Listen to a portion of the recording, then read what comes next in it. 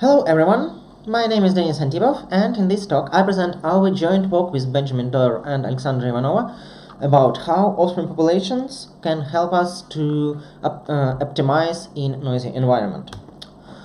In practice, there are many problems with uncertainty, and by uncertainty we usually mean that when we evaluate function on the same solution in two different points of time, we might get different values from the function. And there are different sources of uncertainty. For example, there are dynamic problems in which just the instance is changed during the optimization. There are time linkage problems, is when each function, the function returns value not but based on the previous evaluations as well, but not only on the solution which we send to it. And there are also cases when we just optimize in noisy environment, and about this we will talk now. So what is noise? Usually when we use random search heuristics, they interact with our function in the following way. It sends the function a solution x, and function sends back to the algorithm the function value on that solution. And based on this value, algorithm decides which solutions to evaluate next. However, when we have noise, something can be changed on these communication channels. For example, when we have prior noise, the solution which we send to function can be changed, and function will evaluate a value of a wrong solution. And also we can have noise, posterior noise, when the function value is somehow changed.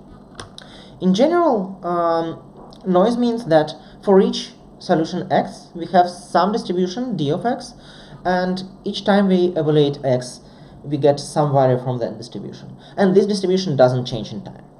And as you have understood from this slide, every time we use tilde, it means that it is something noisy, for example, a noisy individual or noisy fitness. In this talk, we will focus on the pseudo-Boolean optimization, so we optimize only on bin strings of length n, and we will consider two prior noise models, and we will say that both of them have rate q.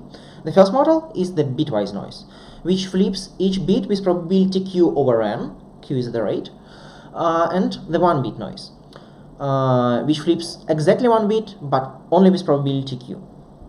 And it is a non-standard notation of rate, but we will stick to it just because it will help us to talk about these two noise models in parallel.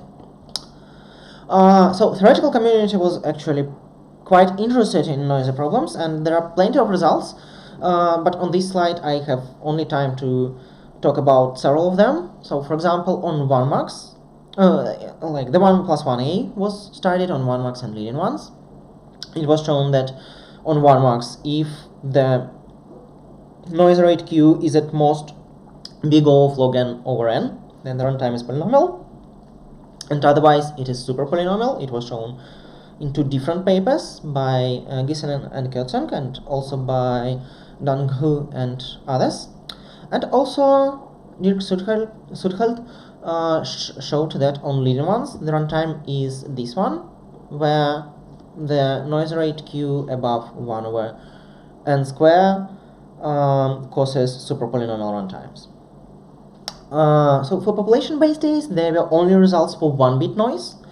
Namely, on 1 max it was shown that both the 1 plus lambda and mu plus 1a benefit from large population sizes and have these runtimes. However, the strange thing here is that the lower the noise rate is, the worse this upper bound for the runtime of the 1 plus lambda a, and the worse this minimum population size for mu plus 1. And also it was shown on leading ones, again for the 1-bit noise, that the 1 plus lambda a has this runtime, and it means that population sizes allow us to tolerate much higher noise rates than for the 1 plus 1a. Okay, and when we talk about elitist algorithms like the 1 plus 1a or the 1 plus lambda a, there is an important question. How do we treat our parent in each iteration? Because we have evaluated it previously and we wonder what to do with its fitness. So there are two practical approaches to this. It's usually like we either evaluate it only once and then remember its fitness until we get rid of this parent, like find something better, or we can just resample it in each iteration, which gives us more information about its fitness, and we keep this information. However, most of the previous theoretical works just re-evaluate the parent and use only the last fitness value, like forgetting all previous evaluations. And well, it is easier to analyze, and there is no evidence that this approach is worse than these two approaches. So we will just also agree that in each iteration for LTist algorithms we re-evaluate the parent and use this new fitness value which we get from it. Okay, so let's consider an iteration of the 1 plus 1a on the noise. And usually it's just like we have the parent x, it mutates the current individual, gets offspring x prime, it compares these two offspring, and based on this comparison he selects the next parent. But when we have noise, the iteration starts in the same way, that is, we just mutate x and get x prime, but then noise affects x prime and we get tilde x prime, and then we compare this tilde x prime with noisy parent x tilde x, and based on that comparison of those two individuals we select one of x and x prime as the next parent. And this perspective was used in previous works, and like good results we got for the 1 plus 1a. However, let's look at this from the different perspective. So we have our individual x, and then we apply mutation and noise, which is some kind of stronger mutation to x, and we get x tilde x prime. We compare this tilde x prime with the noisy parent, and if this tilde x prime wins, then we try to reconstruct a true offspring from it, and we accept this true offspring to the population. So in some sense we can call that this some kind of the 1 plus 1 comma 1 selection. However, how to reconstruct the offspring? Let's consider a setup when we have the standard bit mutation with mutation rate chi over n, like which flips each bit with probability chi over n, and bitwise noise with probability to flip each bit q over n. And let's assume that we know the parent and the noisy offspring, like we know bit strings. And let's consider this group of bits, and let's ask the question, what are these bits in the true offspring x prime? So there are two possibilities, like there are two events how this could happen, namely how we can have 1 in x and 1 in tilde x prime, and this is when we flipped this bit by mutation and then by noise, or when we didn't flip, when we flipped it twice, or when we flipped it 0 times. We can count all the probabilities of these events, and it means that we can compute the probability of a bit in this group in x prime, in the true offspring, to be 1 and 0, conditional on these two bits being 1. So we just can compute this probability. So let's write this probability, and we can also compute similar probabilities for all other groups of bits, depending on their values in x and tilde x prime. So in some sense we have that x prime is a result of the unbiased crossover between x and tilde x prime,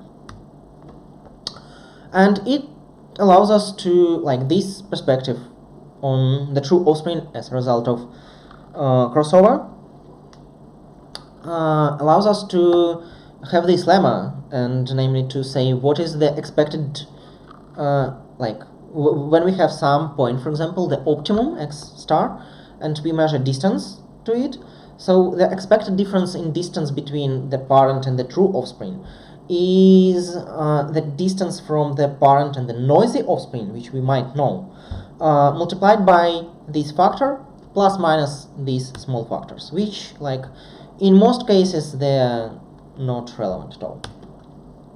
And note that this result is independent from the fitness function. So when it comes to population-based algorithms, we can also have the same perspective there. Namely, the standard way to analyze them was to look at this, like we create lambda offspring, then lambda noisy offspring, and we choose the winner among the noisy offspring, and then try to see what its parent was, and consider different situations on what can be with what that parent could be. However, when we again apply mutation noise, get noisy offspring, and then see winner, and from that winner we reconstruct the offspring and accept it in the population, it allows us to use that lemma and to just get an expectation over all possible noisy offspring winners, and get this kind of drift, where this drift is like well known, and for 1 comma lambda it immediately gives us our main result.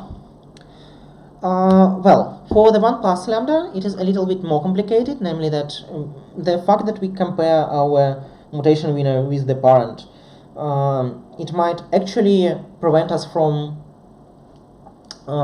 having progress. However, it also doesn't save us from losing fitness. However, we know that it is not a big problem, because we lose fitness only in those cases when we lose it in 1 comma lambda a, and we gain fitness if we gain fitness in 1 comma lambda a and noise didn't affect the parent, then we also have a gain in the fitness in 1 plus lambda a. So for this reason we can just consider the drift of the 1 comma lambda a in more details, and notice that it has a positive part and negative part, and it means that for the 1 plus lambda a we just need to multiply this positive part by the probability that the parent which we compare with the mutation winner wasn't affected by the noise. We know that this effect doesn't have any effect on practice, actually 1 plus lambda and 1 comma lambda a behave quite similarly. Well, and just in conclusion, what I want to say is that we show that the offspring population helps a lot to cope with noise, and actually knowing the parent and the noisy individual, when we know them, we can get the distribution of the true offspring, and based on that distribution we can analyze the true drift of the process. And actually this method should work well with different noise models, and including even posterior noise. We didn't show it in this presentation due to the limits of times, but we can guarantee that it works well when the noise is 1-bit noise, and the standard bit notation is the standard bit notation. However, we are sure that it will work in a much broader case. Well, thank you, and I hope that I will present it in person and will be able to answer your questions.